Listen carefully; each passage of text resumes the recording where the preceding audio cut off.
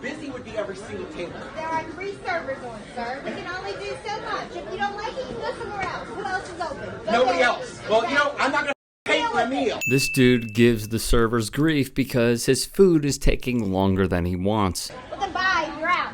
Hello, he's gone. Hey, son of a... You better put that right in my eye. That's on my brother. And just like that, the dingus is escorted out by police. I can't even... Drama at iHop, bro. Are you hurt? No, I'm okay. This man had one angle. Nobody else. Well, I'm not going to pay for a meal. Then bye. You're out. Hello, he's gone. Hey, you son of a... You better put that right in my eye. That's on my brother. Here's another. And out he goes. Everyone is pretty in shock over what they saw.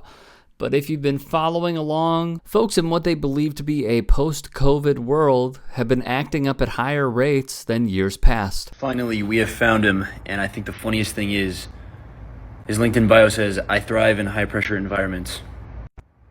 This you, bro? Now we take a look at his Facebook. He attended the Leatherman's Academy of 2011, so kind of explains his jacket a little bit. He's a part of Barking Leather. First off, go to Facebook and look up Barking Leather, but this is the reference I can use for TikTok. And there's this. So then, the original uploader did some digging and came across a match for the man who made a scene and nearly took someone's eye out. More importantly, the staff, at least physically, was just fine, even snapping a pic with them, per mashed. According to the TikTok video, the customer's upset wasn't caused by any insults or demeaning comments. Rather, it was because of slow service.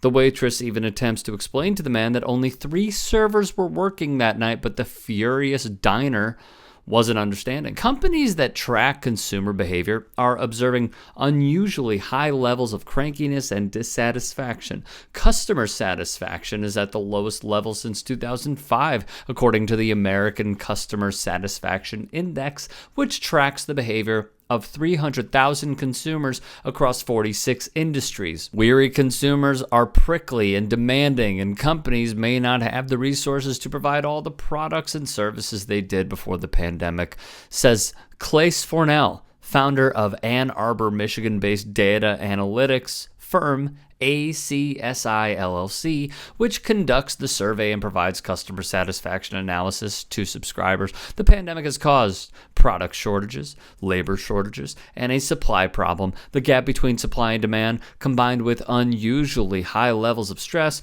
is generating frictions that sometimes result in aggressive interactions, he says. When you anticipate something is going to be temporary, you're able to absorb a higher level of stress, says Pauline Wallen, a psychologist in Camp Hill, Pennsylvania. When things don't work out as expected, it makes us more prone to be aggressive with ourselves and with one another, she says.